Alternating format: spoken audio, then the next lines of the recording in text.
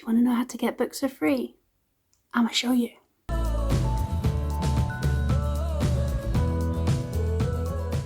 I'm not going to lie, reading as a hobby can have the potential to bankrupt you.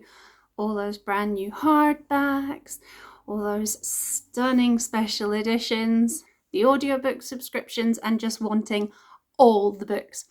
But if you're permanently skint like me, then it can seem as if you are destined to have your passion constrained by the big noise that your card makes when you try to tap it. I get it. It's miserable.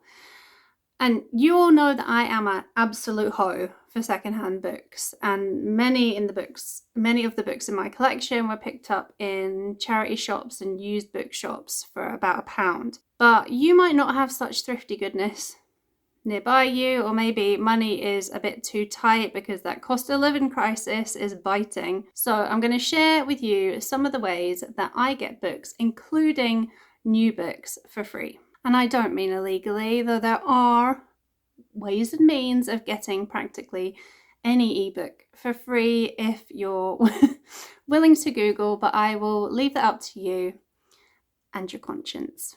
The first way to get free books is probably the most obvious, and it's to join a library. And although it's an obvious option, I don't know if everyone is aware of how to use your library to maximize the bookish goodness. So here are some things that you might not know.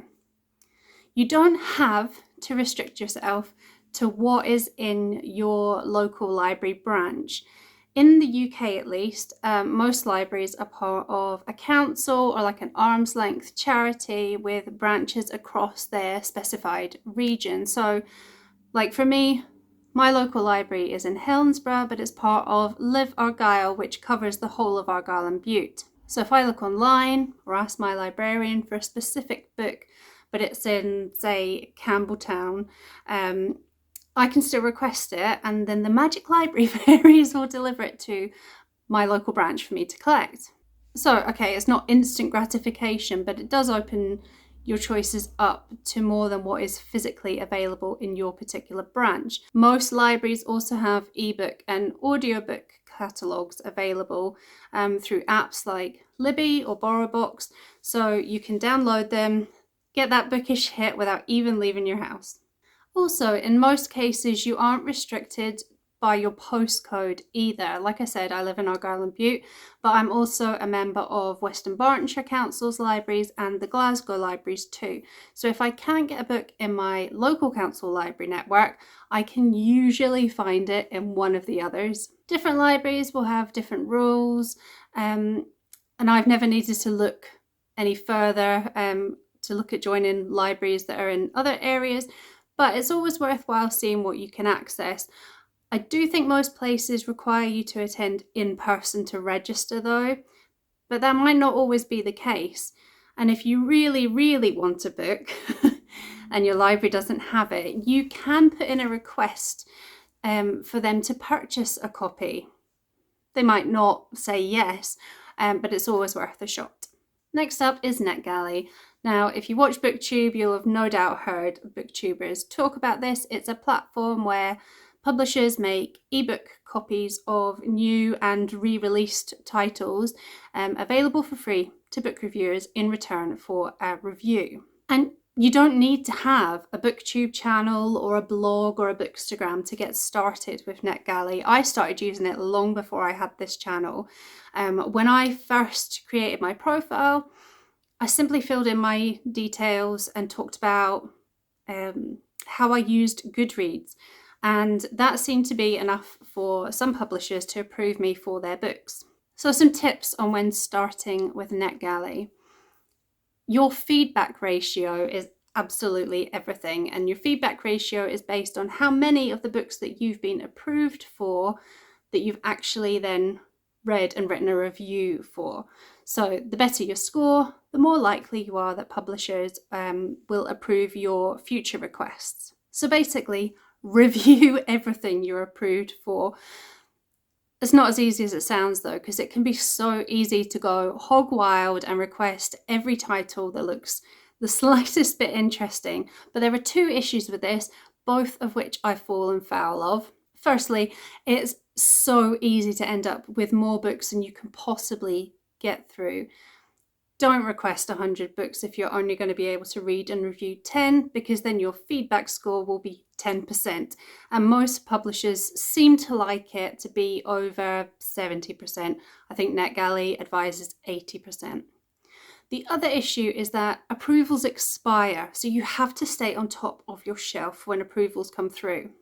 Download the title as soon as possible, because if you miss the window, you can't download it, you can't read it, you can't review the book, but it will still count towards your feedback score. Get these two sorted and you should be looking at a steady stream of new releases for free.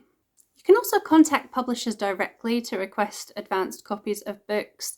It's not something I've ever felt the need to do, and I have a feeling, I might be wrong about this, but I think you'd only be successful if you had a big platform, because clout is currency. It's much easier to use Netgalley and you have a much better chance of actually getting the books that you want to read. Would you look at that? The sun has come out. September in Scotland, and the sky is full of dark clouds, and yet the sun has decided to land on me. Instead of moaning about that ruining my video setup, I'm just going to see that as me being blessed. If you're a Kindle user, then there are a couple of free routes. Obviously, some books are free on Kindle, and you can find them quite easily by searching on Amazon. But there are a few other ways as well. I'm going to have to shut that blind, aren't I? I look like a ghost now. There, that's a bit better. I'm going to hell for shutting the sun out in Scotland. Where was I? Yes, Kindle books. So yeah, obviously some books are free on Kindle and you can find them by searching on Amazon, but there are another couple of ways that you can get free books for your Kindle. If you have a friend with a Kindle, you can actually loan each other books from your own collections. All you need is their Kindle email address. I don't think you can do it with every title, and the loan is only for 14 days. And also when you loan a book out, you then can't access it yourself, so no buddy reading, but it is an option. And they're not technically free, but if you already pay for Prime, then you can access some titles free in a couple of ways. One is to sign up to Amazon First Reads, and at the start of each month you get to pick one title from a small selection, and that ebook is free. If you're a Prime member, it's only discounted if you aren't. And you can also borrow books through Prime Reading, and I think there's quite a large selection. There's also Kindle Unlimited, which you can get a free trial for a month for. Audible also offers a first month free too, and I'm sure there's other services. I think Scribd offers one, that also have free trials. If you do one after the other, you can have a few months of free books, though do remember to cancel them before the trial is over, otherwise they will charge you and then the books won't be free. If you have an Alexa, you can ask her what's free on Audible and access some books that way too, and you don't need a subscription. Alexa, what's free on Audible? You can listen to Great Expectations, The Wind in the Willows, or The Picture of Dorian Gray. Free to stream, no Audible credits or payment needed. Just ask me to read the one you want. Alexa, stop. There's also websites that offer free ebooks and audiobooks that are available in the public domain, which means I think that they're out of copyright. So that does generally mean, classics and older works, but some of them also include things like self-published works. Project Gutenberg is probably the biggest, but there's also manybooks.net, Open Library, and for audiobooks there is LibriVox. And did you know that there's actually quite a lot of audiobooks on Spotify?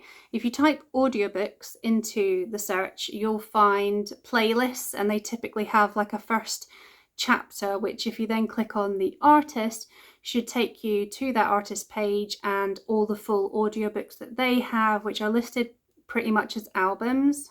If you don't already pay for Spotify, I think the adverts might make this not a great option, but if you're already paying for Spotify anyway, then it's a good option to expand your access to books without paying for anything extra. So that's some of the ways that you can get free books.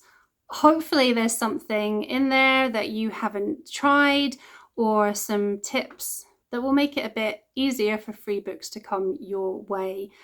I know this is quite heavily focused towards ebooks.